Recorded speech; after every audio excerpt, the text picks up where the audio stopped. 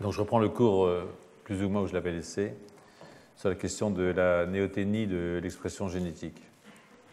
Donc les auteurs, je vais rappeler, donc c'est relativement simple, avaient pris, là on est entre les chimpanzés et les sapiens. Chimpanzés en rouge, sapiens en bleu et le rhesus monkey, le macaque en vert. Et donc, ce qu'avaient fait donc, ces auteurs, c'est, on regarde dans le cortex préfrontal dorsolatéral, qui est la structure la plus, je dirais, évoluée, d'une certaine façon, sur le plan cognitif, de 39 sapiens et de 14 chimpanzés, et puis 9 macaques, d'ailleurs, aussi, qui sont là. Et puis, on regarde les gènes qui s'expriment au cours du développement, en fonction de l'âge, donc, en fonction de l'espèce et en fonction du sexe.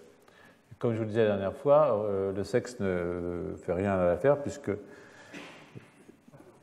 moins de 2% des variations, donc ça n'a pas de sens, sont liées au sexe.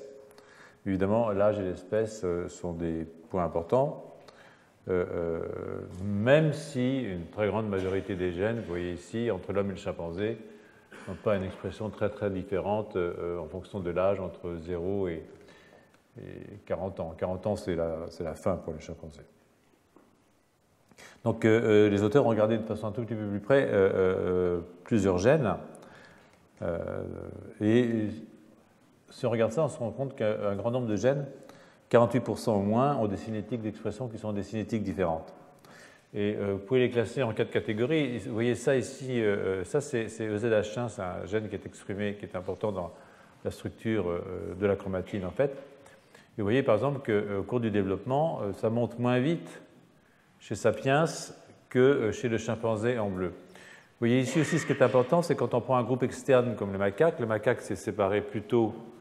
Et donc quand on voit que le chimpanzé et le macaque ont les mêmes cinétiques, ça veut dire que c'est l'homme qui a évolué, puisque l'homme s'est développé plus tard. Donc le groupe externe, ça sert à ça, c'est savoir s'il y a une différence entre le chimpanzé et l'humain est liée à une modification de chimpanzé ou une modification d'humain. À partir du moment où le chimpanzé réagit comme un macaque, alors ça veut dire que c'est l'humain qui a évolué. Et dans ce cas-là, c'était un ralentissement de l'expression de ce gène et de toute une famille de gènes qui suivent le même pattern au cours du développement. Vous pouvez avoir aussi, évidemment, une accélération humaine. Vous voyez aussi que c'est une accélération qui est spécifique de l'humain, puisque macaque et chimpanzé en sont au même point. Et puis, vous avez l'inverse. Ici, le groupe externe, c'est toujours le macaque.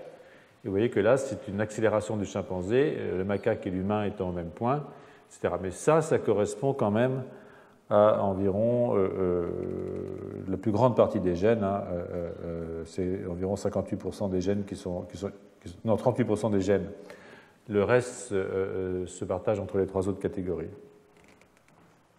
Donc ce 38% correspond à un enrichissement extrêmement robuste, qu'on trouve non seulement dans le cortex frontal dorsolatéral, mais aussi dans le gyrus frontal supérieur, comme vous voyez ici.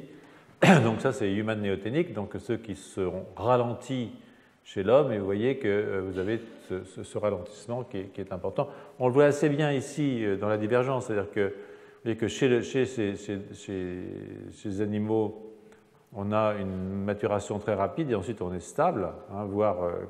Et chez Sapiens, ça continue à monter jusque vers l'âge de 10 ans quand même. Et puis ensuite, ça se tasse. Donc ça, c'est vraiment un phénotype de type néoténique. C'est un nombre limité de gènes, bien entendu.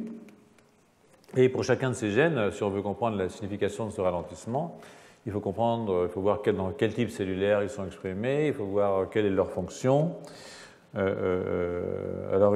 Cette analyse montre que ces gènes sont essentiellement exprimés dans la matière grise et puis ont des fonctions qui sont associées pour l'essentiel à des phénomènes de croissance et de développement, ce qui nous étonnera évidemment moyennement.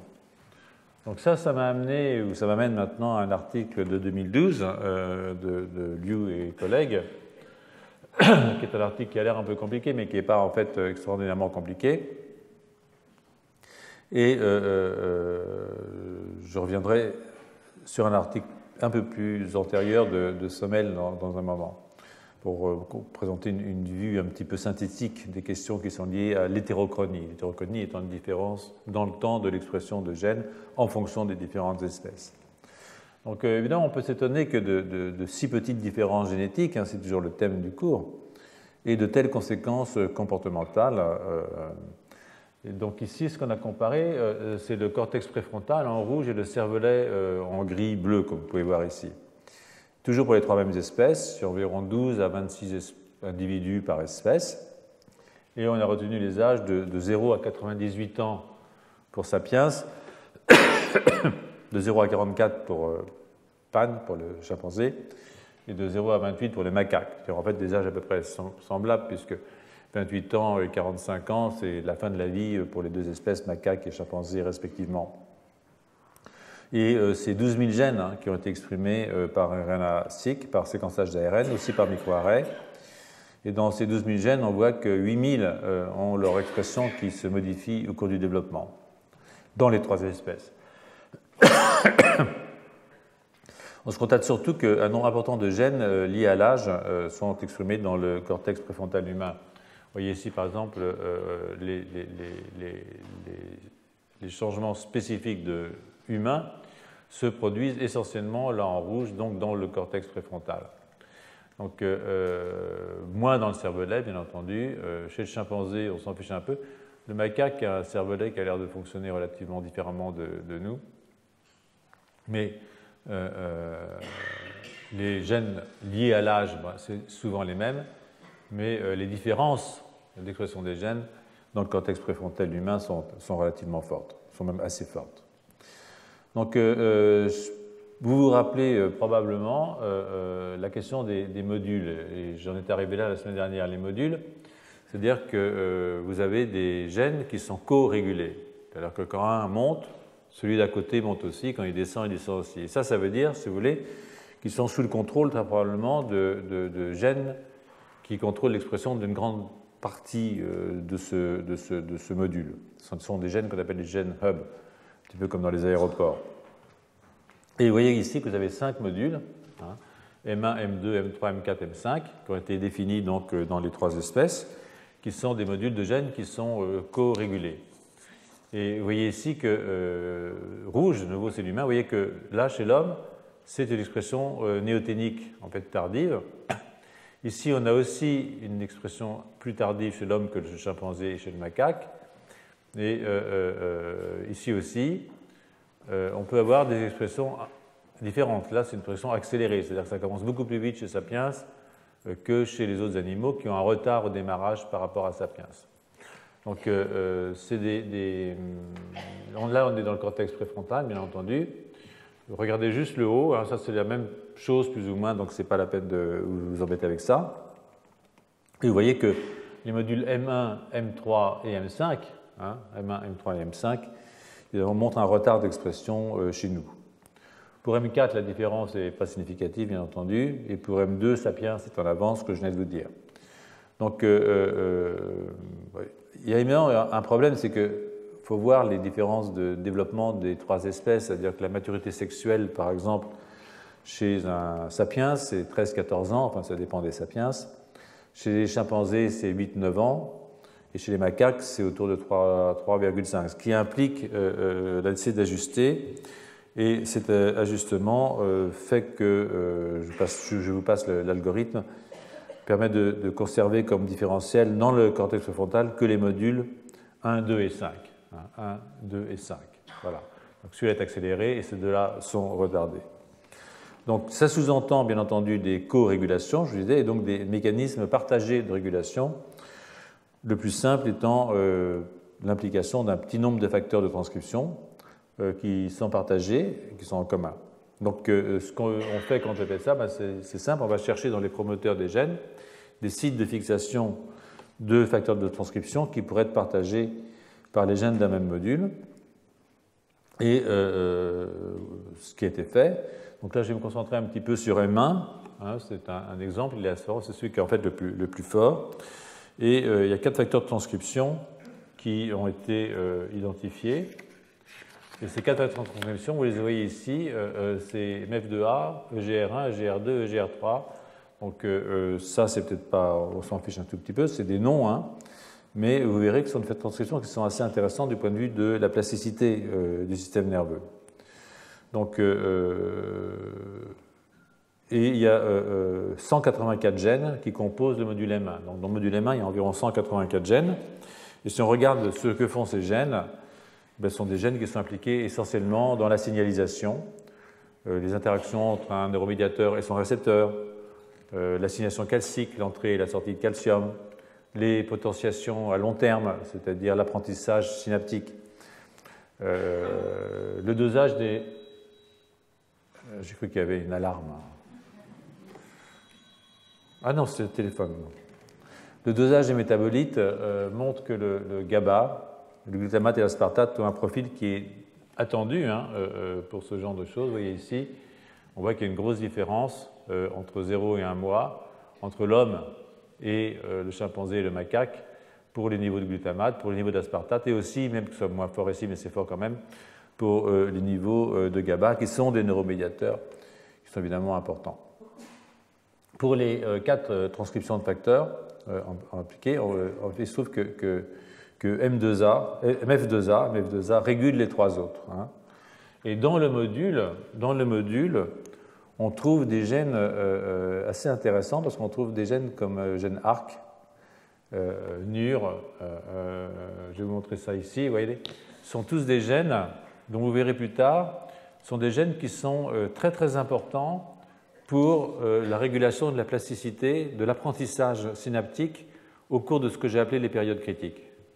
Donc c'est assez frappant, c'est que dans ce module, c'est un module qui touche au niveau de la synapse, il touche les éléments pré- et post-synaptiques, DLG4 et scapsine, ici, vous voyez, il touche des facteurs de croissance comme le BDNF, il touche une protéine ici qui est une phosphatase qui a à voir avec l'activité calcium-phosphatase, qui a à voir avec la calcinurine, mais surtout, ce qui est intéressant, c'est que ça touche ces 4 gènes, et en fait, vous verrez, ces 4 gènes sont très fortement impliqués, ARC, EGR et NUR1 sont très fortement impliqués dans la régulation au cours du développement de la plasticité corticale. Et je ne sais pas si vous vous rappelez, mais je vous ai raconté que chez le singe, chez Sapiens plutôt, une grande partie de la plasticité, qui veut dire apprentissage, se fait de façon postnatale, et en particulier l'apprentissage social qui a à voir avec le développement chez les humains d'une théorie de l'esprit assez très forte, ce qui nous fait la distinction. Vous vous rappelez les manips de comportement que je vous ai montré la dernière fois, la seule chose dans laquelle un humain est très tôt supérieur à tous les singes, c'est dans les comportements qui font appel à une théorie de l'esprit ou à une socialisation importante. Donc ça, c'est quelque chose qui est assez frappant, je trouve, qui est vraiment intéressant. Donc, si on s'intéresse aux synapses et à leur densité, on se rend compte que la densité des synapses chez Sapiens, ça pique entre 3,5 et 10 ans. Donc, c'est maximal juste après la naissance chez les macaques.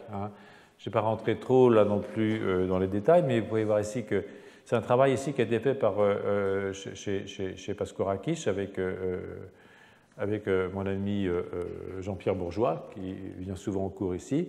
Et vous voyez qu'on peut compter les synapses et on peut comparer ce qui se passe entre un humain et un macaque. Et vous voyez que le nombre de synapses qui augmente chez Sapiens et qui culmine vers entre 5 et 10 ans est retardé par rapport à ce qui se passe chez un macaque. Là, c'est la même chose avec le chimpanzé et le macaque. Le chimpanzé, ça va être plus loin parce que, comme je l'ai dit, c'est très difficile d'avoir des chimpanzés. Ils sont très protégés. Pour les humains, c'est plus simple. Donc voilà, on a des humains jusqu'au bout, jusqu'à 10 ans. On a pu les couper et regarder les synapses. Et vous voyez que vous avez un retard très fort de la maturation synaptique chez les humains. Donc ça se fait aussi très tardivement. Donc ça, c'est quelque chose qui est frappant. Je tourne mon truc en même temps, sinon on ne s'en sort pas. Enfin, moi, je ne m'en sors pas. Vous en sortez toujours. Donc ça, c'est plus facile. Donc regardez, vous voyez les protéines de synapse. Et vous voyez, quand vous venez à un humain, vous voyez que ça démarre beaucoup plus tard que chez un chimpanzé ou même que chez un macaque. Vous voyez, si vous regardez ici, on commence à voir, par exemple, la synapsine, on commence à la voir à 1 an vraiment fortement. Chez un chimpanzé, à la naissance, on les voit déjà. Et donc, ça veut dire qu'il y a effectivement un ralentissement très fort de la maturation du système nerveux chez Sapiens, en particulier évidemment dans les domaines qui sont les plus antérieurs et qui ont à voir avec les phénomènes cognitifs. On parle de ça pour l'instant. Donc, sur le plan morphologique, bon, les données, je l'ai dit, manquent chez le chimpanzé. Il y en a plus chez nous. Évidemment, on peut se demander les raisons de ces ralentissements chez Sapiens. Donc, les gènes du module 1, pour en revenir au module 1, comme leur promoteur, donc il y a le gène, il y a le promoteur qui permet la régulation de l'expression du gène, sont extrêmement conservés avec très peu de polymorphisme nucléotidique, qui s'appelle des SNPs. Donc, en revanche, si on regarde un gène comme F2A, alors voilà, donc nous on s'est séparés, comme vous le savez, des chimpanzés il y a environ 6 millions d'années, donc là on va vers les chimpanzés, ça c'est les macaques, et puis on s'est séparés de néandertaliens il y a environ 600 000 ans, ce que je vous disais la dernière fois.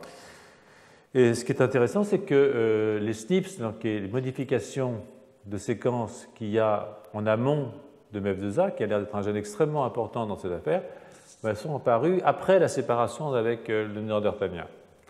Et ça, j'insiste un petit peu parce que il y a toujours des défenseurs de Néandertal. Moi, je n'attaque pas Néandertal, je m'en fiche, de toute façon, il est mort, mais il y a toujours des gens qui disent « Ouais, Néandertal, il était aussi bon que Sapiens, il était aussi intelligent, mais on lui a fait du mal, parce que... bon. » En fait, il est très probable que Néandertal était assez intermédiaire sur le plan intellectuel entre les chimpanzés et nous. Alors, je ne veux pas dire de mal des chimpanzés, mais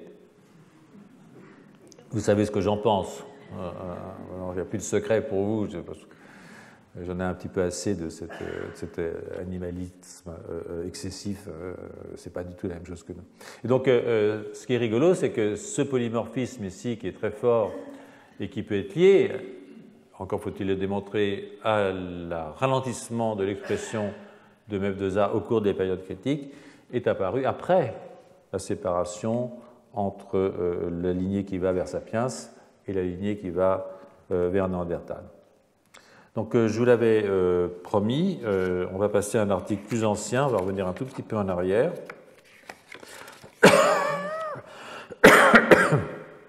C'est un article du même groupe, et c'est une aberration chronologique dans le cours, en l'occurrence, qui s'explique par le fait que je veux introduire ce qu'on appelle les micro-ARN. Vous vous rappelez ce que c'est que les micro-ARN? Ce sont des petits ARN qui soit peuvent réguler la transcription de gènes cibles, mais ils peuvent aussi réguler la traduction des protéines en se fixant sur les régions 3' UTR, qui sont une région en 3' du messager qui n'est pas traduite. La région 3'. Mais si vous fixez votre micro-ARN sur cette région-là, vous allez entraîner soit la dégradation du messager, soit bloquer sa traduction. Donc ce sont des régulateurs, à la fois transcriptionnels et traductionnels, des gènes avec lesquels ils sont complémentaires. Ils sont des petits gars qui font environ 21 nucléotides et qui ont une importance extrêmement importante pour ce qui est de la régulation de l'expression génétique.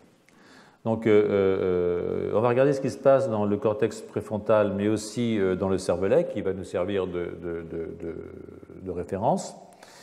Et c'est vrai que le cortex, évidemment, est très intéressant pour nous d'un point de vue en particulier de la pensée abstraite, de la prévision, de l'intelligence sociale, de la mémoire de travail.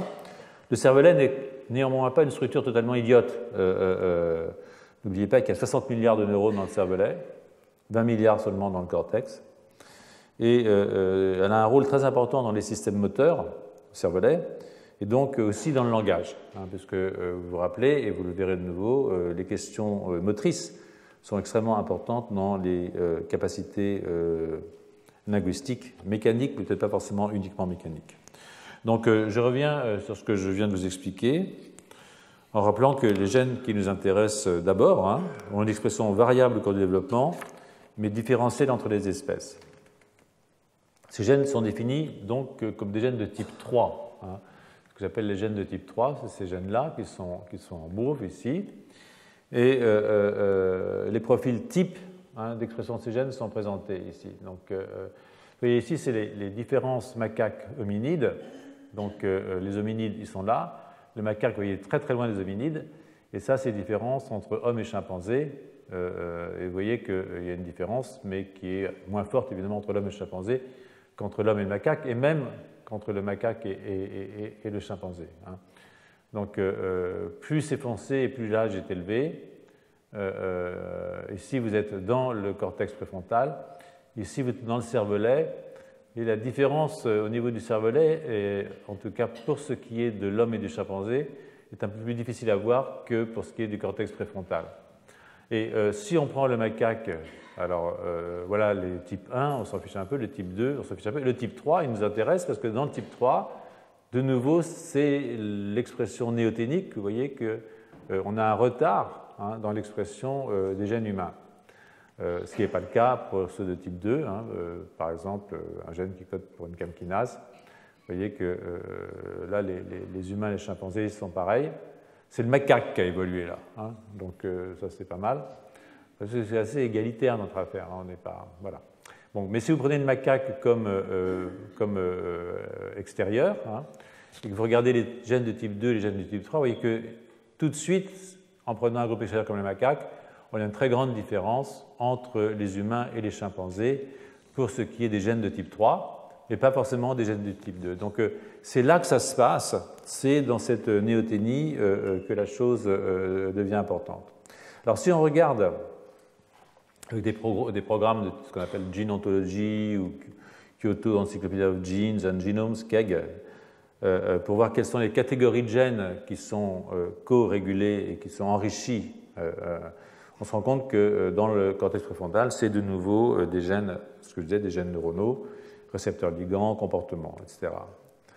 Donc, quand on veut voir, quand on pense à des différences d'expression comme ça, il y a une possibilité, c'est d'une divergence qu'on appelle une divergence en 6, c'est-à-dire sur le chromosome où il y a ce gène, et en général assez proche de ce chromosome, au niveau des promoteurs en particulier, on peut imaginer qu'il y a plein de mutations dans ces promoteurs qui font que ces gènes vont s'exprimer différemment entre les espèces. En fait, ce n'est pas du tout ce qui se passe. En fait, ce qui se passe, ce sont plutôt des modifications en trans. C'est-à-dire que ça veut dire quoi? Ça veut dire que c'est un facteur de transcription ou un micro-ARN dont l'expression va être modifiée, et ce facteur de transcription ou ce micro-ARN, il va aller réguler globalement tous les gènes de cette catégorie, ou presque tous les gènes de cette catégorie. Et donc, c'est beaucoup plus économique sur le plan génétique. S'il fallait modifier séparément tous les promoteurs de tous les gènes qui sont néoténiques, par exemple, ça fait beaucoup de mutations, on ne s'en sortirait pas avec les 1,23%, bien entendu. Mais si, avec une seule mutation sur un régulateur, genre facteur de transcription ou micro-ARN, ou niveau d'expression de ce micro-ARN ou de ce facteur de transcription, on peut toucher énormément de cibles parce qu'ils ont les mêmes sites de fixation pour ces régulateurs, alors avec une petite différence, on peut avoir des effets massifs. Et c'est effectivement ce qui se passe, c'est-à-dire que si on regarde le profil de plusieurs facteurs de transcription, là ils ont regardé 105 facteurs de transcription, ils ont regardé 200 micro-ARN dans le cortex préfrontal et dans le cervelet des trois espèces, de nouveau, vous pouvez voir que les différences sont très fortes chez les humains, par rapport à donc il y a une grande évolution chez l'homme. Et puis, ce qui se passe, c'est qu'effectivement, il ne s'est rien passé au niveau des séquences 6, mais vous avez une forte régulation en trans. Donc, ça, c'est intéressant parce que plus le micro-ARN est exprimé, et moins la protéine, moins le gène cible est exprimé. Donc, on a en fait des corrélations inverses entre, vous voyez ici, le niveau d'expression et en fait ce qu'on pourrait s'attendre à ce qu'il est si c'était stochastique. Donc, je vais vous montrer ça un petit peu plus précisément, ou plutôt plus simplement, en fait. Voilà ici, c'est tout bête. on prend simplement 3 micro-ARN, hein, et on voit que plus le micro-ARN est exprimé, hein, ici, très fortement exprimé chez l'homme, très fortement exprimé chez l'homme, très fortement exprimé chez l'homme, et moins le gène lui est exprimé. Hein. Donc, et ça, c'est un seul micro-ARN, 320, et vous avez 18 cibles.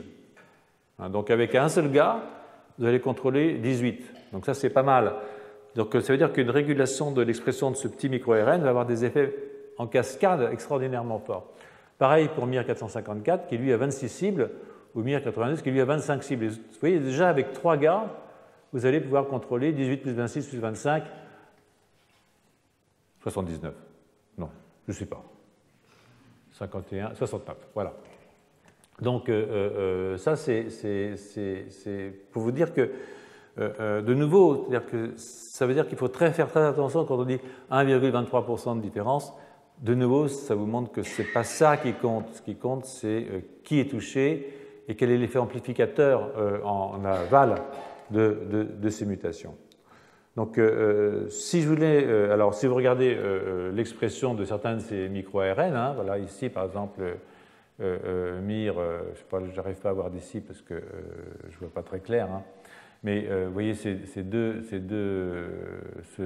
micro-ARN, c'est 320B, ou je ne sais pas, oui 320B, chez l'humain ou chez le macaque, vous voyez qu'ils sont très fortement exprimés dans les neurones du cortex préfrontal de ces deux animaux, macaques et sapiens. Et ça veut dire qu'une modification de l'expression de ces micro-ARN dans les deux espèces va avoir un rôle très important dans l'expression de gènes cibles à l'intérieur de ces neurones du cortex préfrontal. Donc, si je voulais résumer à ce stade, je dirais que près de 90% des gènes avec une expression divergente n'ont pas de spécificité tissulaire, donc il n'y a pas de changement entre le cortex préfrontal et le cervelet, et ont évolué à partir de mutations en 6. Mais les gènes de type 3 qui nous intéressent le plus ont des expressions divergentes, et cette expression divergente est essentiellement neuronale.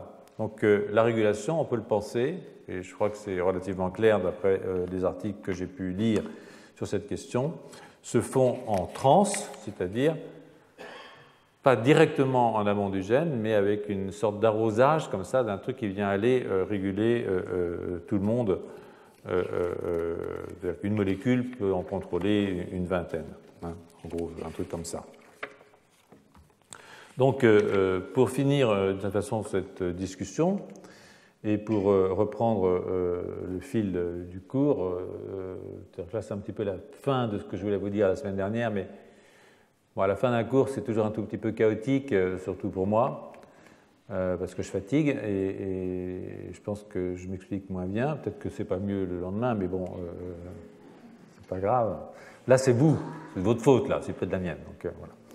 Donc là, je vais me servir d'une revue qui est toujours de la même équipe, qui est une revue qui est sortie en 2014 et qui va me permettre de faire un résumé assez rapide, pas trop rapide, hein, des points les plus forts. Donc les auteurs rappellent le point essentiel, que la grande supériorité de Sapiens, ce n'est pas la tâche d'intelligence physique, hein, vous vous en souvenez, mais c'est des tâches d'intelligence sociale. C'est tous les aspects qu'on peut donner à l'intelligence sociale, apprentissage, langage, coopération, etc. Donc la question qu'on doit poser, c'est celle des corrélats anatomiques et génétiques de traits qui nous apparaissent comme des traits spécifiquement humains. Donc au départ, nous avons 3 fois plus de neurones, hein, 3 fois plus de neurones que les chimpanzés.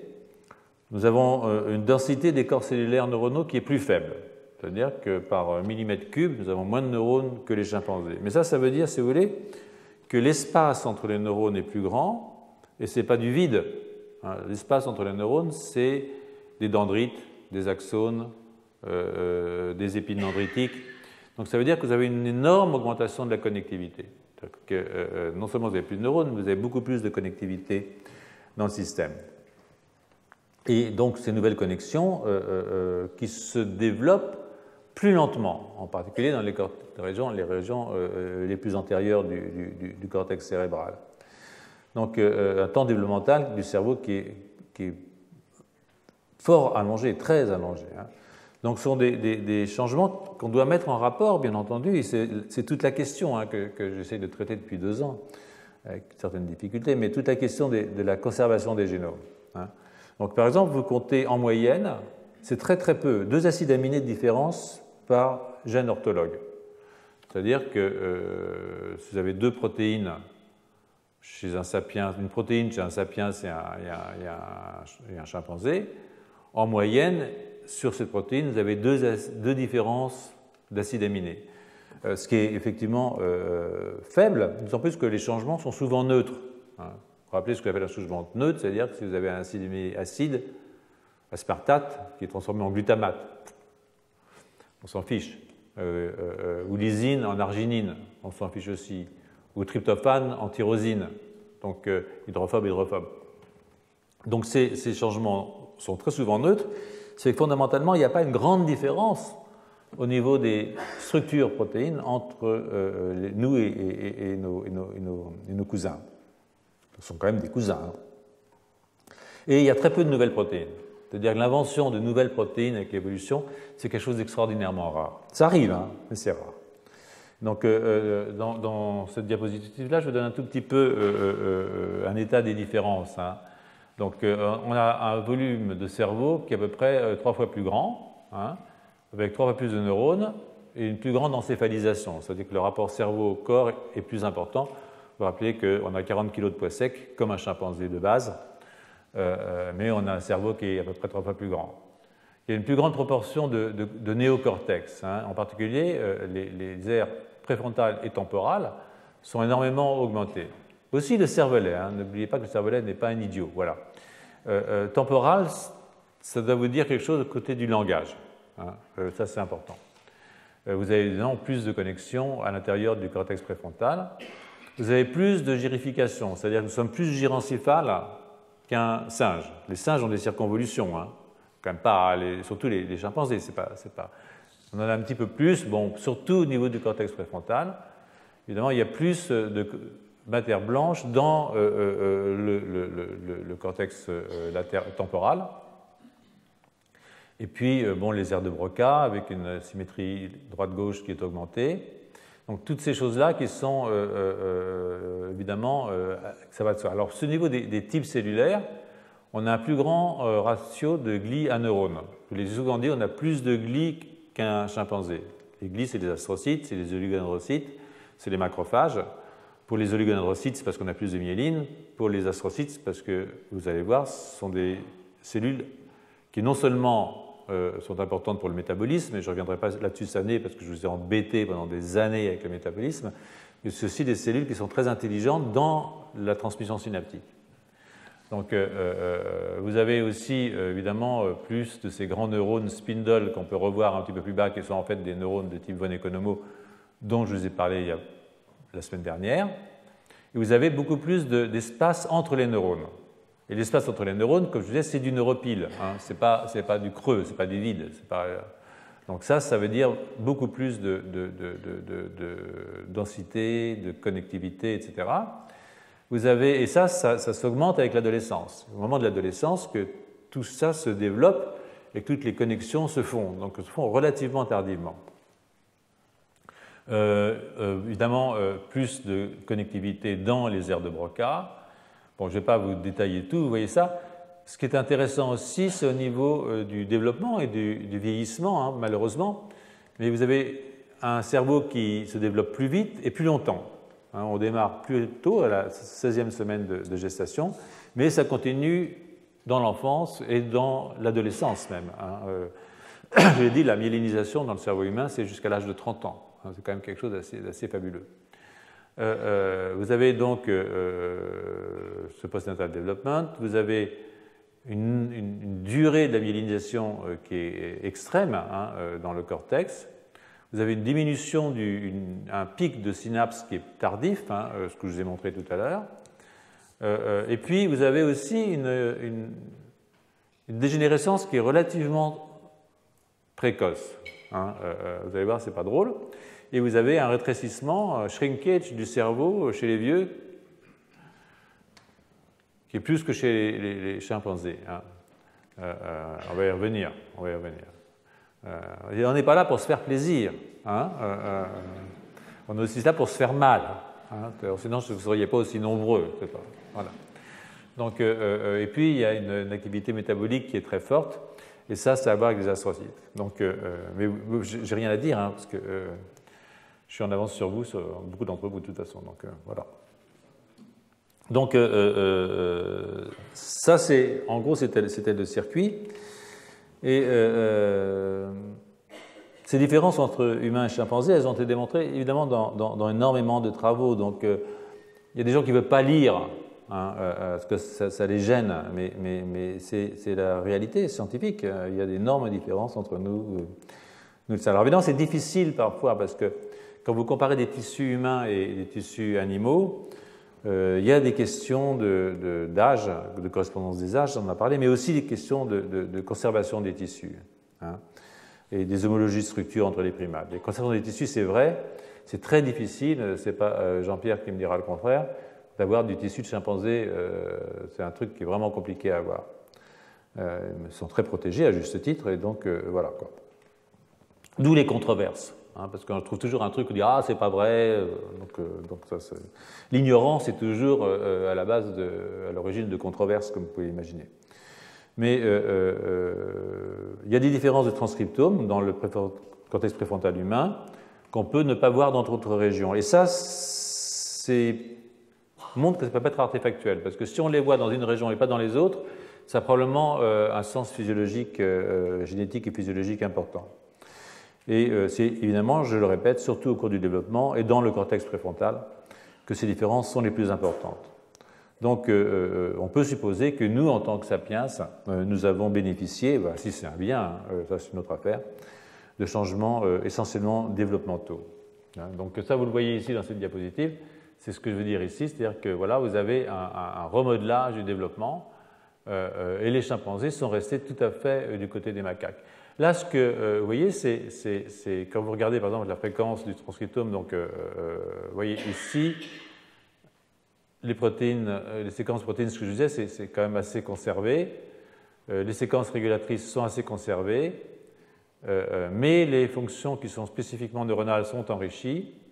Et puis, vous avez des expressions qui sont spécifiques et régions spécifiques du cerveau. Et puis, surtout, ce que je vous disais tout à l'heure, c'est que la régulation, pour les gènes de cette catégorie, elle se fait surtout en trans. Et là, c'est une illustration assez simple de ce que je disais. Par exemple, si vous avez 3 gènes ABC qui sont exprimés différemment, ça peut être lié à des mutations qui ont lieu dans leur promoteur, et des mutations différentes. Mais ici, ce que vous voyez, c'est que vous n'avez pas de mutation dans les promoteurs. Ces 3 gènes ont les mêmes promoteurs, mais en trans, vous avez un facteur de transcription qui va se fixer sur les 3 gènes, mais c'est lui qui va être modifié dans son expression, dans sa structure. Donc vous avez un effet d'amplification d'une mutation à 3 niveaux, mais en fait à plus que 3 niveaux. Vous avez vu tout à l'heure c'était 18, c'était 25, c'était 40, je sais plus, j'ai été jusqu'à 69 en ajoutant les 3, et j'ai oublié depuis, voilà. Donc on constate donc des trajectoires d'expression pour le développement, en particulier dans le cortex préfrontal, avec des cinétiques qui sont très différentes entre les espèces. Donc, c'est le concept d'hétérochronie sur lequel je ne reviens pas. Alors, les changements en termes de temps développemental ne sont pas corrélés, je vous l'ai dit, à une modification de séquence du gène ou de son promoteur. Ça, c'est un peu inattendu, mais bon, c'est ça. Mais ce sont plutôt les facteurs de transcription et les micro-ARN qui expliquent les changements dans l'expression des cibles. Donc, en fait, ça, c'est passé au vert. C'était pas rouge tout à l'heure? Ah non, c'était vert. Non, mais vous voyez, pourtant je ne suis pas daltonien. Donc, ça, c'est un point qui est essentiel. Donc, là, on vient de faire un petit passage par la génétique.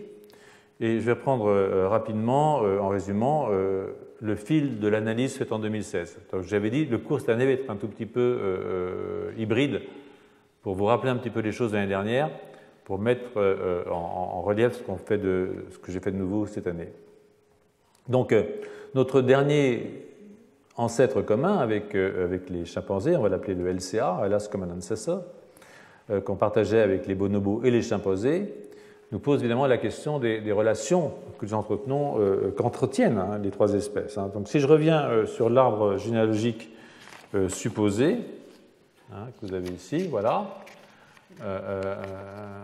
Là, je vais remontrer parce que je vais en parler un peu de ce sapiens, mais si je reviens sur cet arbre généalogique, vous voyez qu'il est là, l'ancêtre commun, avec, ensuite on part vers Pan, ici on part vers les hominidés.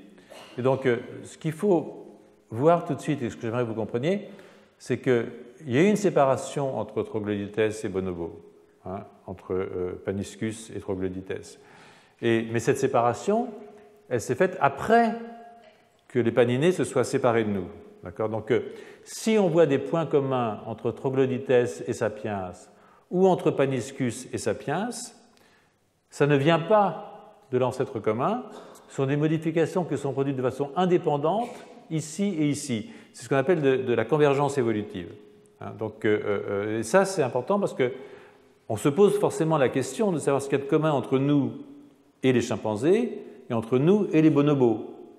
Donc, et vous allez voir, par certains aspects, on est plutôt chimpanzé, et par d'autres, on est plutôt bonobo. Et ça, c'est lié à des convergences évolutives, à des mutations, et pas forcément les mêmes mécanismes. Ça, on voit ça au niveau du comportement, mais ce n'est pas forcément par les mêmes mécanismes. Donc, il y a eu des séquençages de génomes. Donc, on a séquencé le génome d'un bonobo. En fait, c'était une guenon, elle s'appelait Ulindi. Elle a été séquencée en 2012 à Leipzig. Et ce qu'on a vu, c'est que les génomes de ces deux espèces, là, les Troglodytes et les Paniscus, diffèrent seulement de 0,4%. C'est pas mal, parce qu'entre nous et les chimpanzés, c'est 1,23. Donc, ce sont vraiment deux espèces très très différentes. 0,4, c'est pas négligeable. Et ça, c'est, je vous l'avais raconté l'année dernière, le problème du fleuve Congo qui est apparu et qui a séparé au nord et à l'est les chimpanzés et au sud les bonobos. Et donc, il y a eu de la spéciation qui s'est produite à partir de l'ancêtre commun entre les deux, une spéciation qui est liée à la séparation sur le plan géographique des deux espèces. C'est un peu comme les pinsons de Darwin, si vous vous souvenez.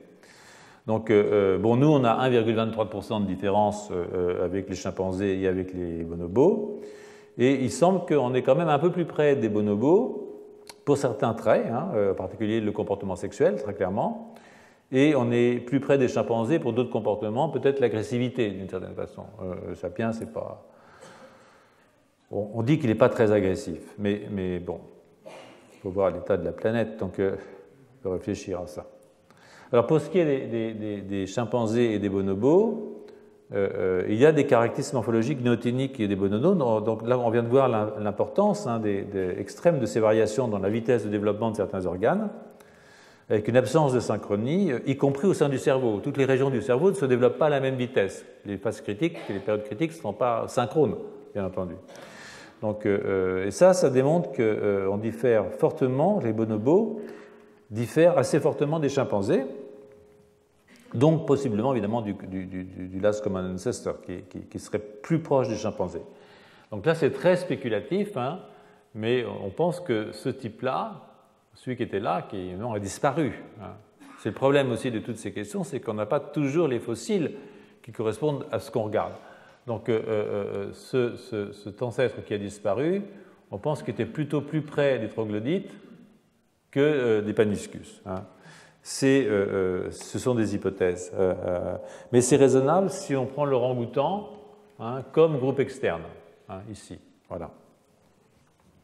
Bon, si on accepte l'idée que l'ancêtre commun était plus proche des chimpanzés que des bonobos, qui aurait alors plus de caractères dérivés, c'est-à-dire que si une espèce évolue plus vite, on dit qu'elle a plus de caractères dérivés, on peut proposer toujours que la diminution de l'agressivité et le développement d'une attitude plus coopérative étaient mises en œuvre à la fois chez les bonobos et probablement chez les humains.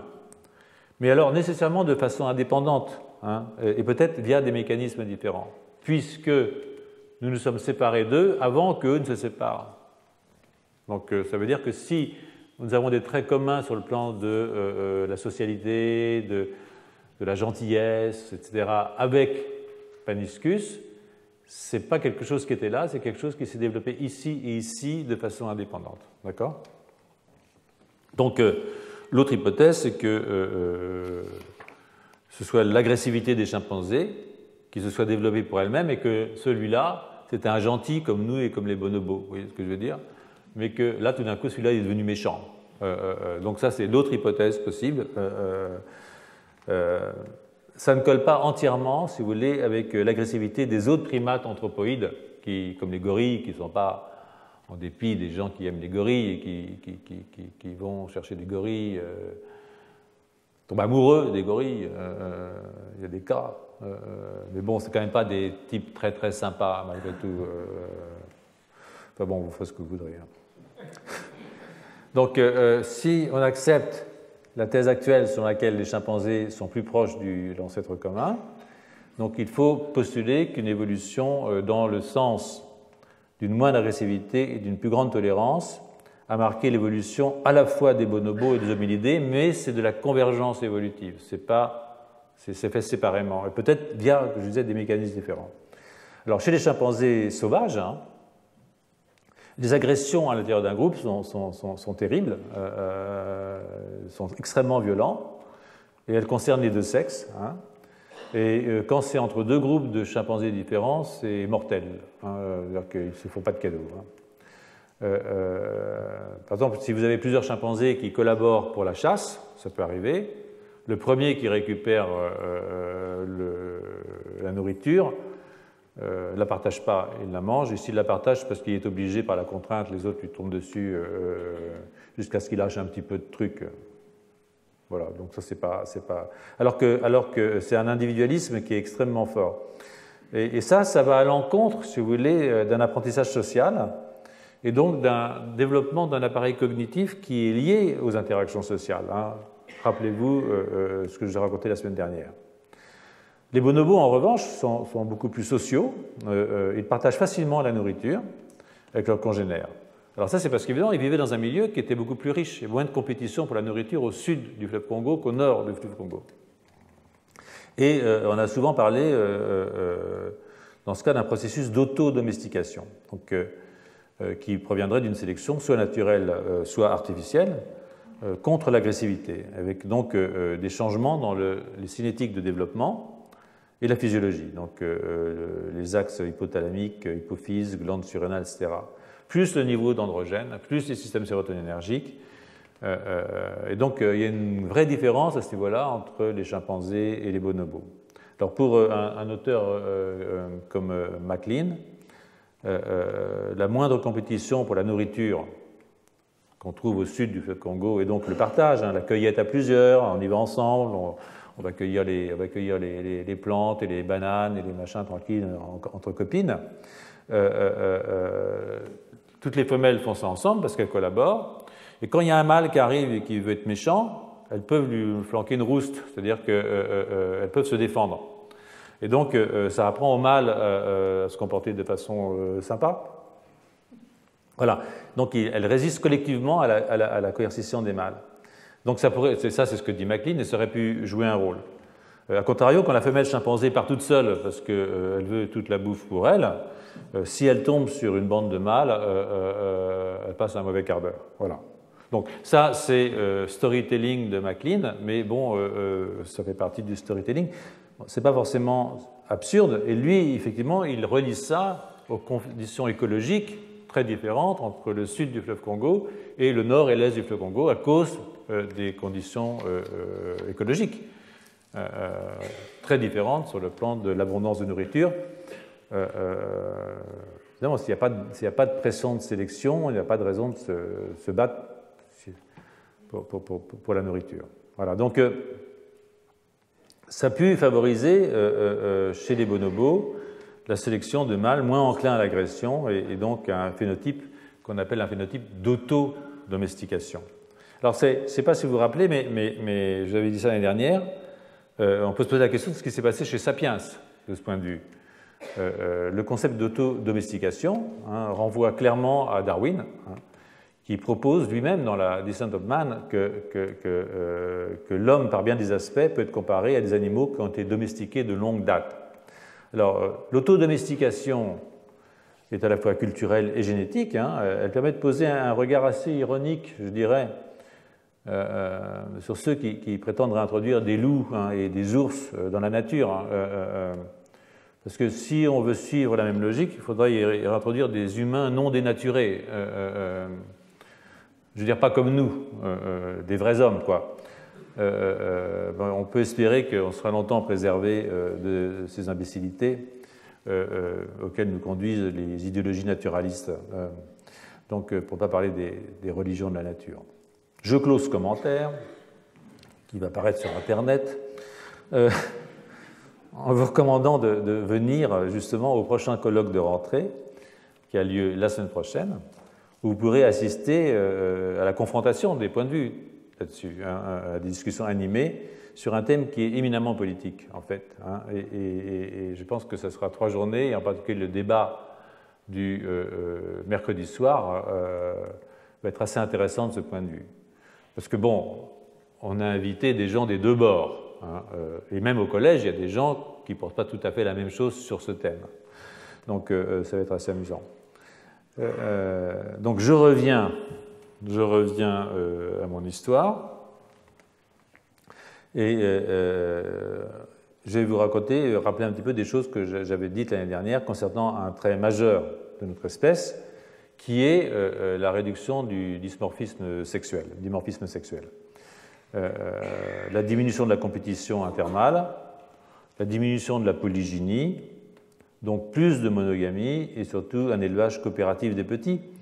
Et ça, c'est toujours ça, cet élevage coopératif des petits qui ouvre sur une organisation sociale qui est propice aux échanges et aux coopérations, qui est caractéristique de notre espèce. Ça, vraiment.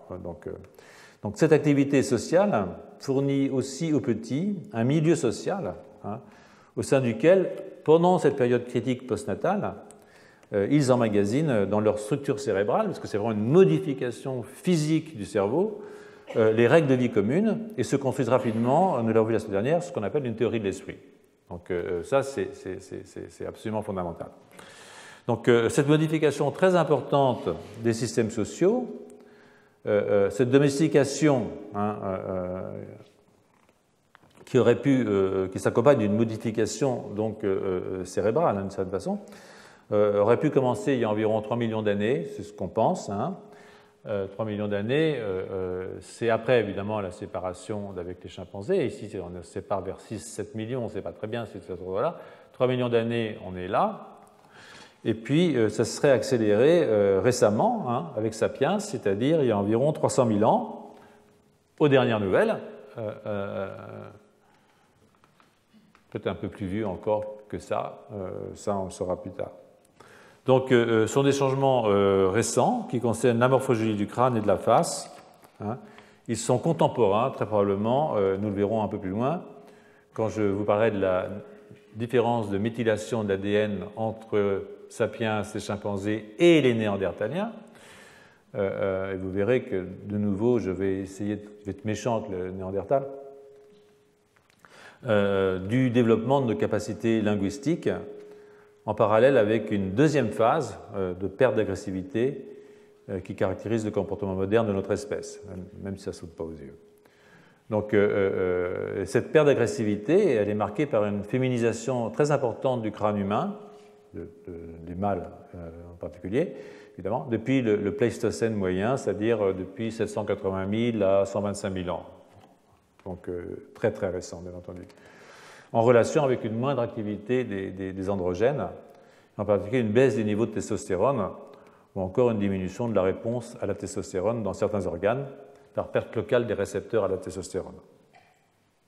Donc j'avais raconté, donc je ne vais que le citer ici, à quel point cette diminution d'hormones sexuelles mâles ou de la réponse ciblée à l'hormone sexuelle peut avoir des conséquences sur le plan cognitif, y compris du côté de la théorie de l'esprit.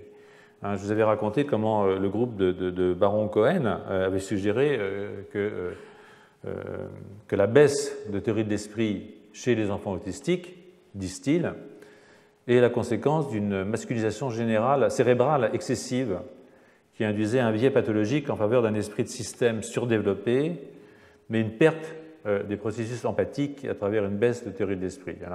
Pour Baron Cohen et ses collègues, un cerveau anormalement masculinisé serait à l'origine des troubles autistiques.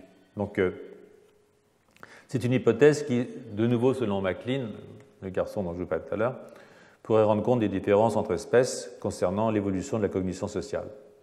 Alors, les bonobos, qui présentent des niveaux plus faibles d'androgènes en postnatal que les chimpanzés, surpassent les chimpanzés dans les tâches de théorie de l'esprit et dans les tâches de coopération sociale. Ils regardent les yeux, ils regardent les visages, plus souvent quand on leur montre des images sociales. Ils partagent plus volontiers la nourriture, en même temps qu'ils participent plus souvent à des jeux de société. Vous voyez de quoi je veux dire.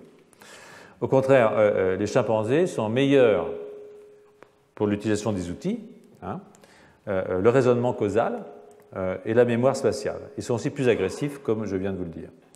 On peut imaginer que des aspects essentiels des motivations sociales humaines, tolérance, instinct grégaire, ont évolué en parallèle et à la suite de processus similaires à ceux que nous venons de suggérer, taux d'androgène, etc., etc.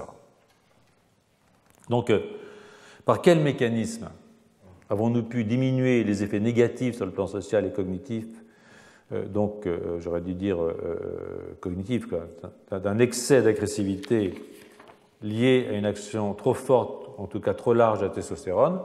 C'est une question qui va me permettre de revenir rapidement sur un point du cours de 2016, dont j'aurai besoin plus tard pour introduire des éléments nouveaux. Il s'agit de la question des condèles, ou plutôt des human condèles, c'est-à-dire de séquences qui sont très conservées, CON, comme conservées au cours de l'évolution, mais qui sont délétées, DEL, chez nous, human, conservées, délétées. Et ça, je vous en ai parlé l'année dernière, donc je ne vais pas insister beaucoup, mais vous voyez, ce sont des séquences qui sont présentes chez toutes les espèces, mais qui sont délétées chez nous. Et ça, il y en a pas mal, en fait. Alors, comme elles sont très conservées, ça veut dire qu'elles sont très importantes. En général, ce qui est très conservé est très important. Si elles sont délétées, c'est lié, et c'est pour ça que je reparle aujourd'hui, c'est lié, si vous voulez, probablement à des activités de type transposon. Donc, on va y revenir plus tard dans le cours. Donc, dans l'article de Kingsley de 2011, donc on peut voir ici que j'ai extrait la partie qui concerne la testostérone, puisqu'on parlait de ça. Donc, il y a 510 condèles humains, donc délétés spécifiquement chez l'homme, mais présents chez les chimpanzés, par exemple, mais aussi chez les macaques, mais aussi chez les souris. Et ces régions délétées sont presque toutes, sauf une, dans des régions régulatrices, jamais dans des régions codantes, toujours dans des régions régulatrices, soit dans des introns, soit dans des régions intergéniques. Et c'est important que ce soit des régions non codantes. Ce ne sont pas des mutations ponctuelles, mais des délétions.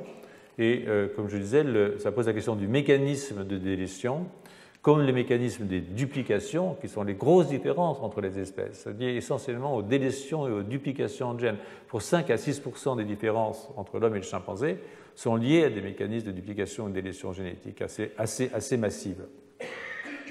Et ça a à voir, je vous le disais tout à l'heure, et j'y reviendrai, aux éléments mobiles, au rôle des éléments mobiles dans l'évolution, ce qu'on appelle les transposons, qui ont une importance formidable. Il faut savoir que 45% de notre génome est composé de séquences de type transposon. Bon, ils ne sont plus actifs, il n'y a plus que 80 qui sautent encore chez nous, c'est-à-dire de morceaux d'ADN qui se déplacent d'un endroit à un autre, et encore, sur ces 80, il n'y en a qu'une dizaine qui sont vraiment chauds, qui sautent beaucoup. Les autres sont un peu fatigués, mais ils peuvent le faire. Voilà. Mais il reste que ça vous démontre que l'évolution des génomes est liée énormément à cette instabilité génétique qui est liée à la mobilisation de ces éléments. Donc, parmi ces 510 régions, et ça c'est aussi encore un truc je n'avais pas réfléchi à ça l'année dernière, mais parmi ces 510 régions, il y en a 88% qui sont aussi perdus chez les Néandertaliens, comme nous. Mais ça veut dire quand même qu'il y en a 12% qui sont présentes chez les Néandertaliens et chez les chimpanzés. 12%, ça fait quand même 61 condèles que nous avons perdus et que les Néandertaliens ont gardés, comme les chimpanzés. Et là, de nouveau, ça vous montre qu'il y a une forte différence quand même entre nous et Néandertal. 61 condèles, un condèle, ça a une moyenne, disons, de 2800 paires de bases. Donc, vous voyez, c'est quand même pas négligeable, 61 condèles. Donc personne, à ma connaissance, peut-être que je ne connais pas assez bien Biblio, hein, mais je ne peux pas tout lire, mais je ne crois pas avoir vu qu'on ait essayé de voir quelles sont les fonctions de ces 61 séquences hein, qu'on a perdues par rapport aux Néandertaliens.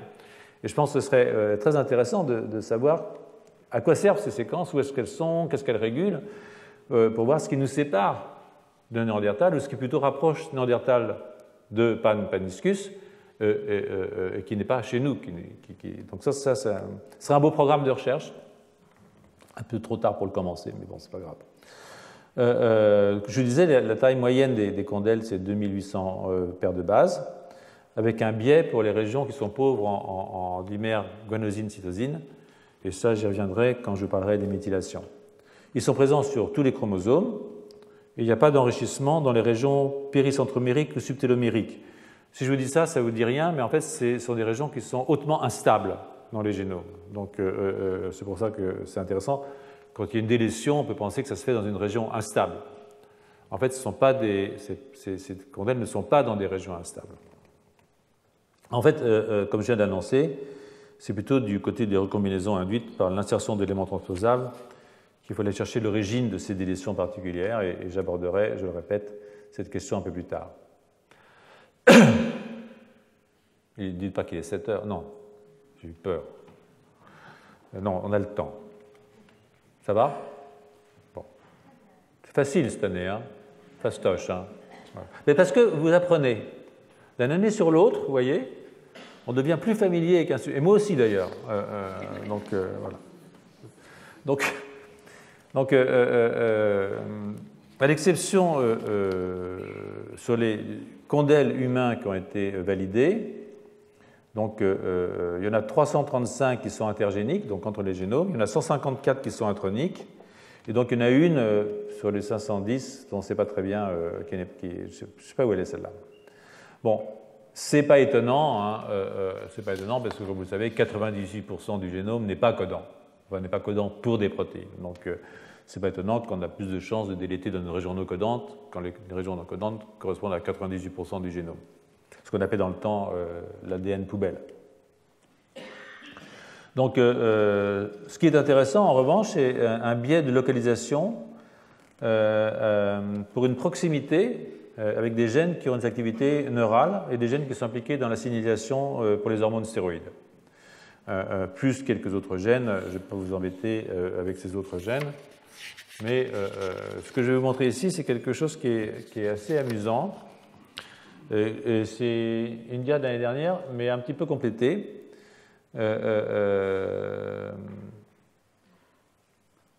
C'est une délétion qui a lieu tout près d'un récepteur aux androgènes, testostérone, d'accord? Donc c'est une région donc, qui est délétée spécifiquement chez Sapiens. Et donc, ce qu'ont fait les auteurs là, c'est qu'ils ont cloné ce domaine chez la souris et chez le chimpanzé. Hein. Donc ici, et puis ils lui ont mis derrière un gène rapporteur, c'est-à-dire qu'on prend ce domaine, on fait une souris transgénique, on met un gène qui code pour la bêta-galactosidase qui donne une coloration bleue quand il est actif, et donc on peut voir dans quelle région et dans quels organes ce morceau qui était délété chez Sapiens régule l'expression de ce qu'on appelle le gène rapporteur. Et ça peut. Alors là, ça c'est le gène, la région donc qui est présente dans le chimpanzé mais pas chez Sapiens. Et ça c'est la région qui est présente dans la souris mais pas chez Sapiens. Et toutes les deux exprimées chez la souris. Alors évidemment, on s'est séparé des souris il y a 70 millions d'années, donc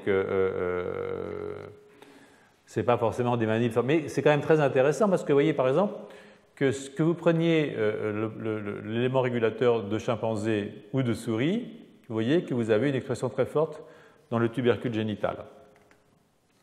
Donc ça, c'est pas tellement étonnant, hein, il s'agit de récepteurs aux androgènes. Hein. Là, vous l'avez aussi, là c'est une section d'un tubercule génital, et vous voyez en fait que c'est dans le mésenchyme qui entoure le futur gland de l'animal. Là, c'est autour c'est dans du derme qui est autour des vibrisses, qui sont ces terminaisons nerveuses que les souris ont sur le museau. Hein. Et puis, tout ça, ce sont des organes en fait, qui sont extrêmement sensibles à la testostérone. Hein. Vous voyez ici, par exemple, que si vous castrez une souris, ces vibrisses diminuent, mais si vous rajoutez de la testostérone, les vibrisses augmentent. Donc, ce sont des éléments qui sont régulateurs de récepteurs aux androgènes, et ça se voit très bien comme ça. Là, c'est le galagospine, c'est des épines qui sont présentes sur le pénis du primate. C'est celui là, il a l'air effrayé parce qu'il a été castré là, donc l'épine diminue, mais si vous rajoutez de la testostérone, ça repousse. D'accord ? Nous, on n'a pas ça. C'est comme si on avait très très peu de testostérone. Et donc, c'est assez intéressant, on n'en a pas, donc on n'a pas d'épines, comme vous le savez, on n'a pas d'épines péniennes. Et c'est probablement lié, ça a des effets sur la durée de la copulation chez Sapiens, qui est beaucoup plus longue, enfin ça dépend des Sapiens, mais qui est beaucoup plus longue que chez ce petit bonhomme-là, et chez la plupart des singes, chez qui ça va très vite, parce qu'évidemment, il y a une augmentation de la sensibilité qui est liée aux épines péniennes. Donc, c'est sous le contrôle des androgènes, hein, comme je vous voyez ici, on voit très bien la diminution de la taille, et puis, bon, c'est très, très fréquent hein, chez les mammifères, des épines keraténisées par-dessus les récepteurs du terme glandulaire. Voilà. Donc, c'est régulé par la testostérone, comme vous pouvez dire. Donc, alors, les auteurs citent un autre auteur qui s'appelle M. Dixon, qui a écrit un livre sur la sexualité des primates en 1998.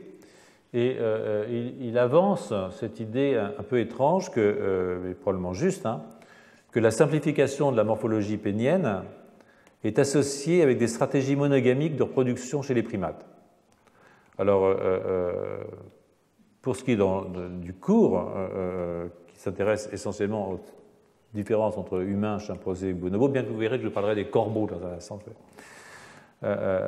Cette modification s'accompagne d'une féminisation des canines. Hein, nos canines sont beaucoup plus petites, hein, mais ça c'est aussi un caractère sexuel secondaire des mâles qui disparaît chez nous. Et puis d'une taille modeste des testicules et d'une mobilité réduite des spermatozoïdes. Et puis d'une permanence d'un volume important des glandes mammaires chez la femelle en dehors des périodes d'allaitement. Alors, d'après les auteurs, ces traits auraient favorisé la vie en couple monogame et une augmentation des soins prodigués aux petits par le père. Donc, on est là dans un cas assez clair de perte de dimorphisme sexuel qui pourrait, voire plus haut, caractériser notre espèce. Alors, je m'étais interrogé l'année dernière, je ne sais pas si vous vous souvenez, avec une pointe d'ironie, une fois n'est pas coutume, sur le rapport entre ces traits et la monogamie. Et donc j'ai été regarder d'un petit peu plus près pourquoi est-ce que c'était de la monogamie. Je ne voyais pas le rapport avec la monogamie. Et en fait, il s'agirait qu'il s'agit surtout de la monogamie des femelles plutôt que celle des mâles, ce qui expliquerait le ralentissement de la vitesse de déplacement des spermatozoïdes. En effet, si une même femelle copule avec plusieurs mâles en même temps, le mâle qui va gagner, c'est celui qui a le spermatozoïde le plus rapide. Ça va de soi. Mais si elle est monogame ou monoandre, c'est-à-dire qu'elle n'a qu'un seul type, lui, il n'a plus de compétition et à ce moment-là, il n'y a plus de pression sélective sur son spermatozoïde, il peut se laisser un peu aller. Le spermatozoïde. Donc,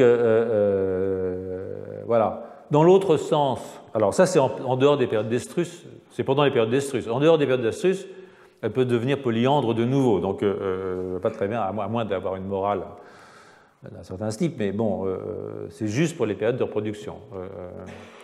Donc, bon, tous les animaux n'ont pas les mêmes périodes de reproduction, comme vous le savez. Et dans l'autre sens, je veux dire, polygynie, je n'ai pas tiré de conclusion, je n'ai pas assez réfléchi à la question. Voilà. Donc je passe là-dessus. Je passe aussi, je ne sais pas si vous vous souvenez, l'année dernière, je vous avais un petit peu embêté avec les différences de réaction des humains et des bonobos et des chimpanzés devant des scènes émotionnelles, par exemple, ou devant le bâillement, je ne sais pas si vous vous rappelez des choses comme ça. Donc ça, je passe parce que vous pouvez avoir accès au cours de l'année dernière. Et je vous rappelle quand même, puisqu'on est dans la sexualité, que l'importance sociale des activités sexuelles, dont la fréquence est un fort signe prédictif de bien-être général et de qualité des relations sociales. Alors, chez le bonobo, le sexe est utilisé comme une forme de bienvenue, un moyen de créer du lien social, de résoudre les conflits, de se réconcilier après les conflits. Les bonobos sont les seuls primates non humains qui ont des rapports sexuels frontaux, qui s'embrassent avec la langue et qui pratiquent le sexe oral. Ils ne forment pas de couple monogame. Alors ça, c'est en tout cas pour les comportements sexuels non directement tournés vers la procréation, voire plus haut. Et ils ne discriminent ni sur la base de l'âge, ni sur celle du genre. La famille pour tous, là, voilà. Plutôt la manif pour tous, pardon. La découverte de nouvelles sources de nourriture les excite et conduit rapidement à des activités sexuelles de groupe, ce qui décroît probablement les tensions et permet un partage apaisé de la nourriture. Alors, il existe, je l'avais dit l'année dernière, il existe une exception à la non-discrimination de l'âge qui serait peut-être le tabou mère-fille adulte, mère-fils adulte. Alors, un ami ici présent, pour rien vous cacher, a attiré mon attention pas plus tard que samedi sur le livre de Bernard Chappet qui s'appelle « Aux origines de la société humaine, parenté et évolution », récemment paru aux éditions du Seuil, et dont il y a une recension qui a été faite dans le Monde des livres la semaine dernière. Et l'auteur analyse les relations de parenté chez les grands singes et se penche sur la question de l'évitement de l'inceste qui, vous le savez, depuis Lévi-Strauss, marque ou est censé marquer la transition entre la nature et la culture. Donc je vous cite l'article du Monde parce que je n'ai pas eu le temps ni de me procurer, ni de lire le livre depuis samedi. On a eu des amis qui sont venus dîner à la maison samedi soir. Voilà. D'après l'auteur et l'article du Monde, les rapports consanguins n'existent pas chez les primates. En effet, à l'âge de la maturité sexuelle, les femelles chimpanzés et bonobos, ainsi que les mâles gorilles, quittent définitivement leur groupe de naissance pour un autre afin de trouver un partenaire sexuel. Le fait qu'ils soient élevés ensemble auprès de leur mère, longtemps après le sevrage, leur permet de distinguer leurs frères, leurs sœurs et leurs aïeux, grand-père ou grand-mère. La reconnaissance des membres de sa propre famille étant la condition sine qua non pour éviter l'inceste.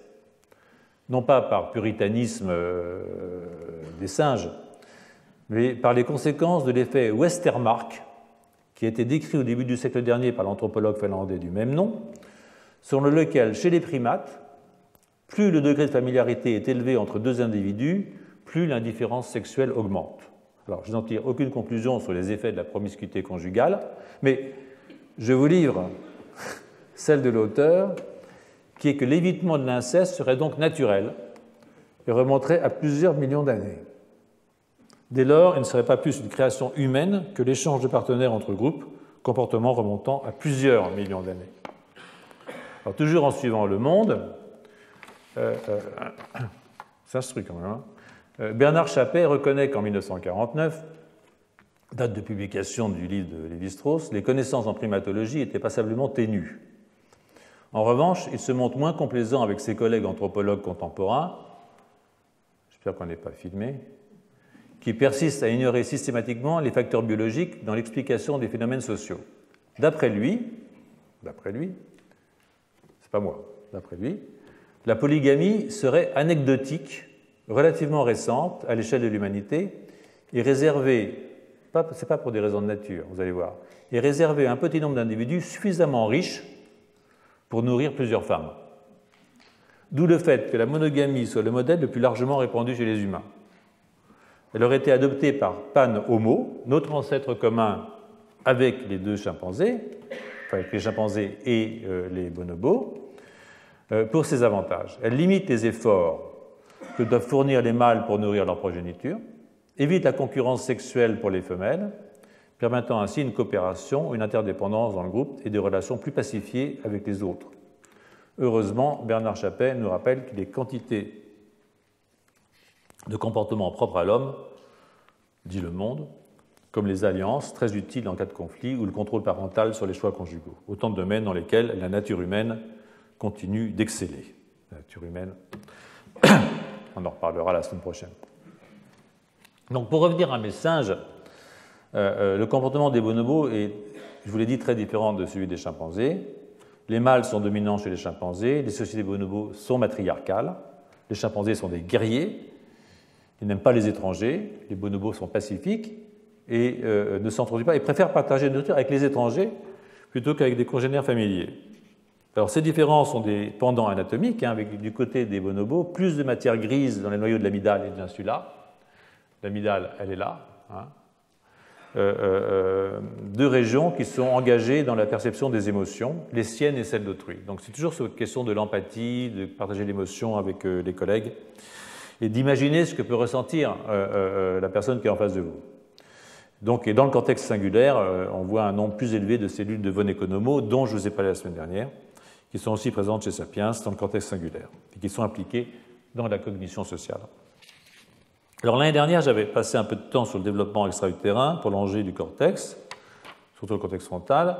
Donc j'ai juste une diapositive pour vous rappeler ça. Voilà ici un cortex frontal. Vous voyez ici la maturation, c'est la baisse de l'excitation, l'augmentation de l'inhibition, ça correspond à la période critique. Vous voyez que dans le cortex préfrontal, ça se passe très tardivement, hein, vers entre 15 et 20 ans. Donc c'est quelque chose qui a à voir avec les maladies psychiatriques. Je ne vais pas revenir là-dessus parce que j'en ai souvent parlé. J'ai vu se passer à l'extrême, hein, c'est-à-dire au vieillissement total, avec le travail de Sherwood et collègues qui ont comparé le cortex de 99 chimpanzés âgés de 10 à 51 ans et de 87 humains de 22 à 88 ans. Et donc, je vous avais dit l'année dernière que les traits qui caractérisent notre espèce sont un gros cerveau, ça on le sait maintenant, hein, une longévité augmentée qui nous expose à des neuropathologies uniques comme la maladie d'Alzheimer.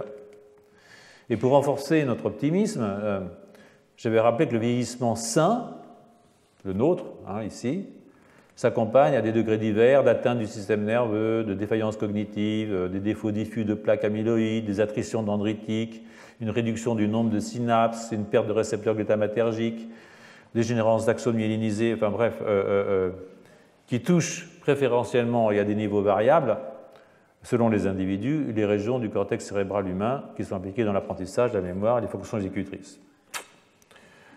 Les mêmes changements accompagnent probablement la sénescence de tous les primates. Mais chez les humains, il y a en plus, on le voit, une diminution du volume cérébral, des rétrécissements sélectifs de certaines régions cérébrales, une vulnérabilité particulière de l'hippocampe et des lobes frontaux. Les macaques sont moins sensibles à ces atteintes liées à l'âge, ce qui n'explique pas des atrophies plus subtiles du cortex. Chez eux, on voit moins la différence, probablement moins grande. La question est donc posée de l'influence de notre durée de vie exceptionnelle sur l'étendue des dégénérescences cérébrales qui sont observées dans notre espèce. Alors, des plaques amyloïdes diffuses, des atteintes vasculaires, ont été notées dans l'hippocampe et le néocortex de chimpanzés, des gorilles et des orang-outans âgés. Les neurofibrilles, c'est un truc qui est aussi un truc de la maladie d'Alzheimer, ont été observés chez une femelle chimpanzé de 41 ans. Alors, ce dernier point, que finalement ils ne sont peut-être pas mieux lotis que nous, ça me console moyennement, a été renforcé par des données nouvelles. Un article paru cet été dans la revue Science s'interroge sur la possibilité que certains très vieux chimpanzés puissent être atteints de la maladie d'Alzheimer.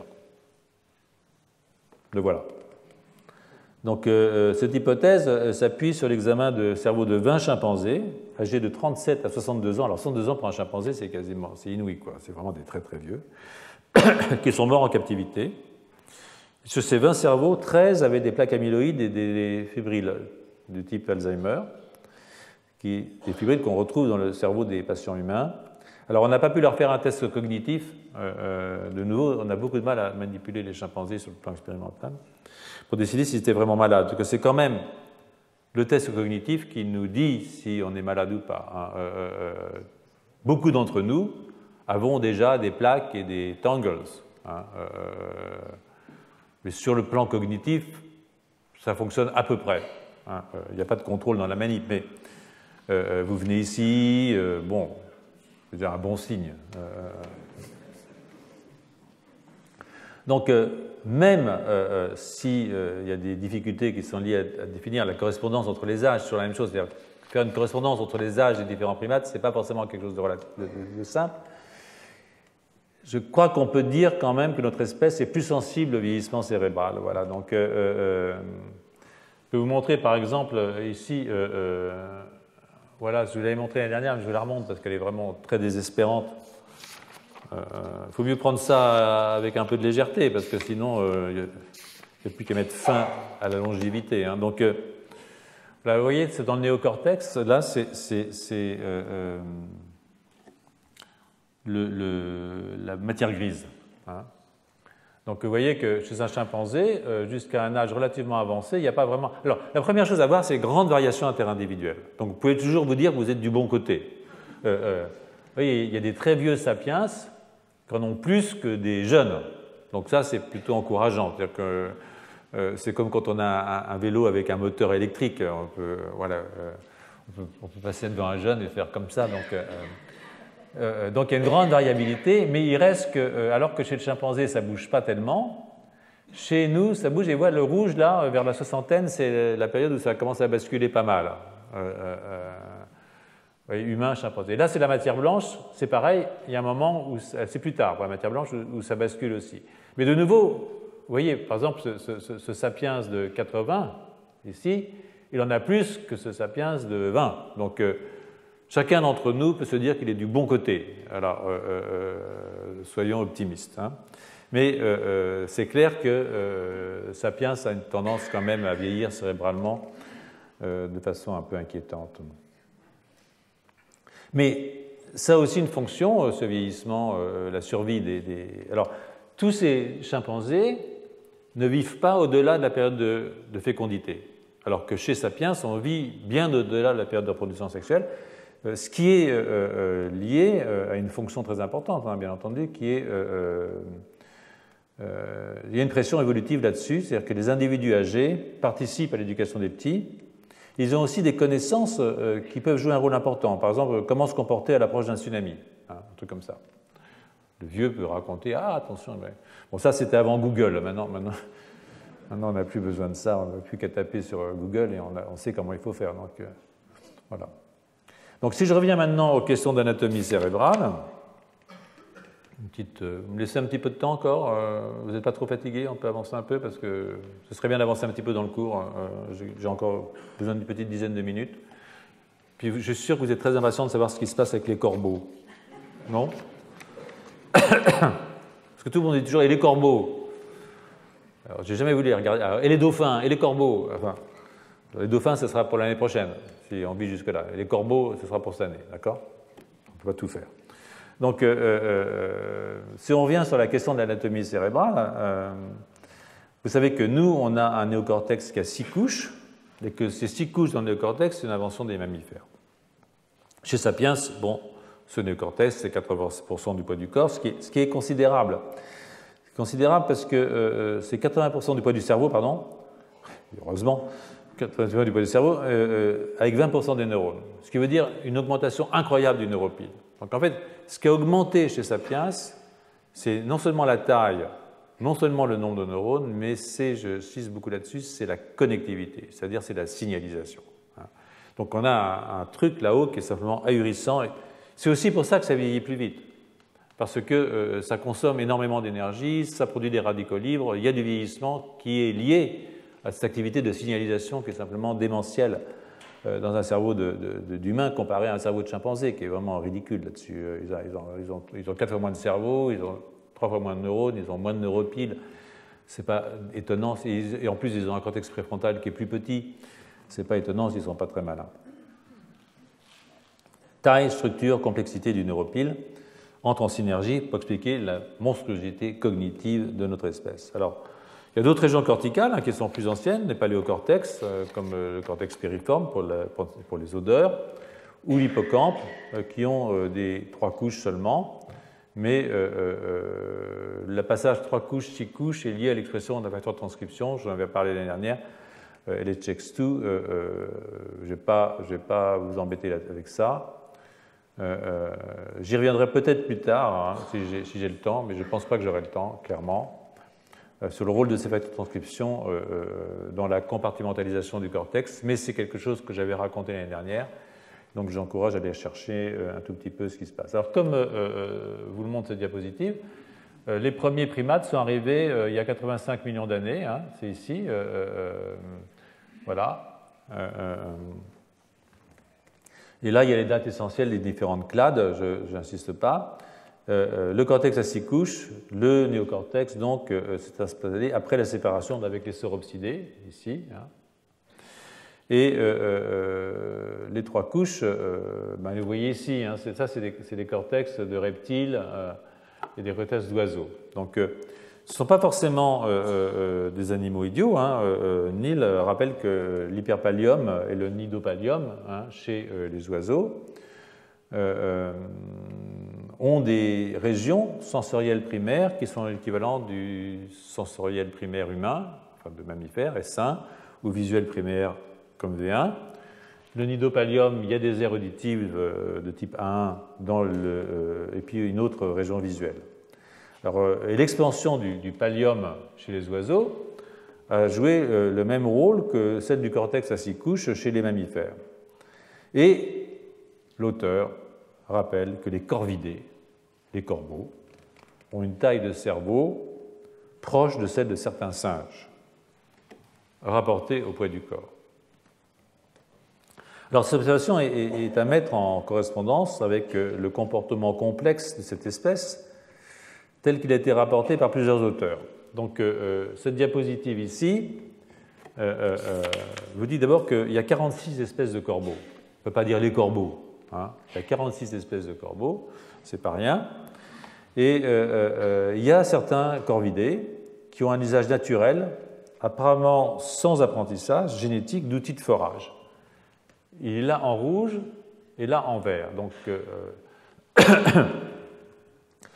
ce sont les corbeaux de Nouvelle-Calédonie qui ont un usage des outils, qui est une pratique assez rare chez les corvidés, mais qui est étendue par leur observation à des corvidés hawaïens, hein, qui sont ici, voilà, et qu'on appelle les halala.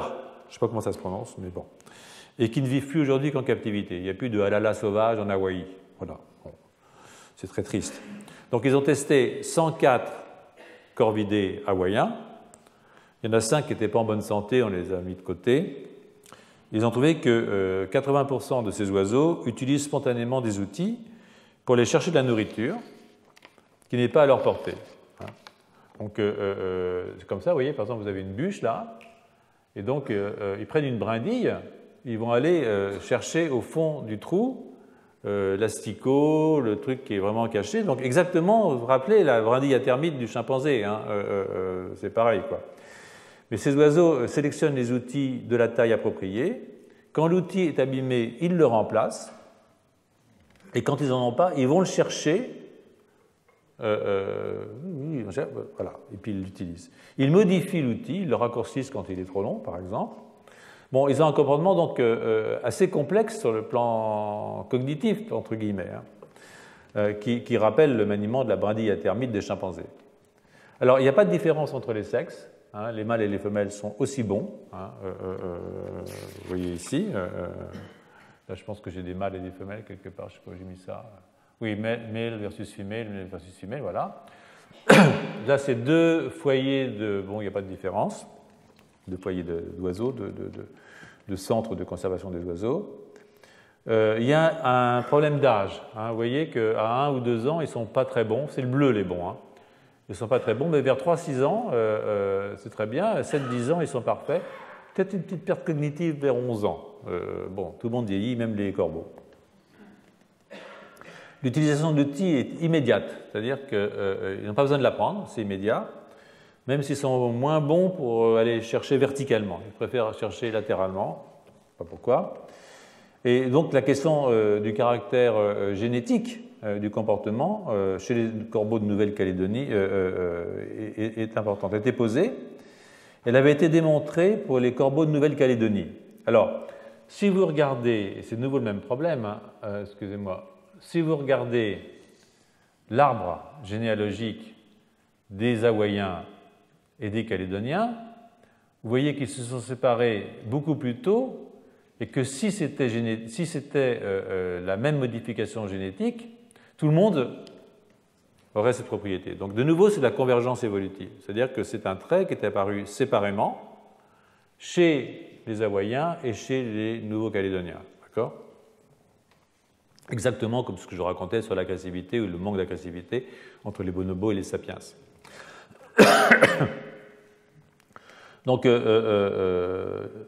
la question du comportement est probablement génétique, mais sensible à l'environnement. Par exemple, le comportement est inhibé par la présence d'autres corbeaux. Vous voyez ici, si vous les mettez, ces corbeaux, dans un groupe, alors ils ne vont plus utiliser l'outil. Hein, les copains autour, ça les dérange, je ne sais pas pourquoi, c'est comme ça. Donc, ce qu'on pense, c'est que c'est un comportement génétique, donc ce n'est pas appris, même si ça peut être sensible à l'environnement. Voilà. Alors, les auteurs abordent donc la question de la captivité. Je rappelle que cette espèce animale, que des espèces animales qui n'utilisent pas des outils dans le monde sauvage peuvent le faire en captivité. Le cas des corbeaux alala est assez inhabituel. D'abord, tous les adultes utilisent des outils avec une très grande dextérité. Et les sujets naïfs, qui arrivent comme ça, paf, ils développent ce comportement de façon indépendante. Donc, pas en apprenant, en regardant un autre corbeau faire le truc. Pas besoin de leur montrer, quoi. D'autres espèces qui ne sont pas utilisatrices d'outils peuvent apprendre, mais n'atteignent jamais le niveau de dextérité de ces corbeaux. Et sur le plan de l'évolution des espèces, les oiseaux alala vivaient à l'état sauvage dans les îles Hawaï, où ils pratiquaient sans doute le forage pour récupérer des baies ou des invertébrés. Alors, ce n'est pas la même chose que le forage direct, comme le pivert, hein. Parce qu'évidemment, les oiseaux sont capables d'aller piquer dans un tronc.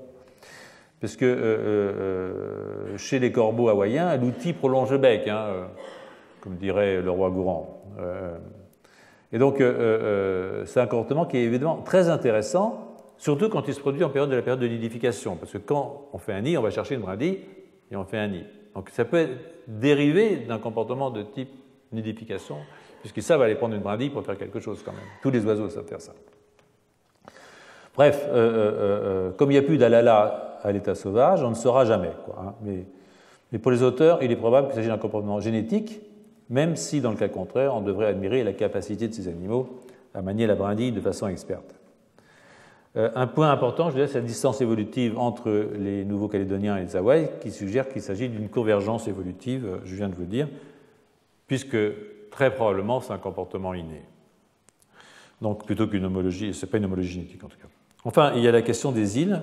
Pour les auteurs, les deux espèces sont, comme les pinsons woodpeckers des îles Galapagos, qui font la même chose, ont évolué sur des îles au climat tropical où la compétition pour les proies cachées est faible et le risque de prédation est très bas.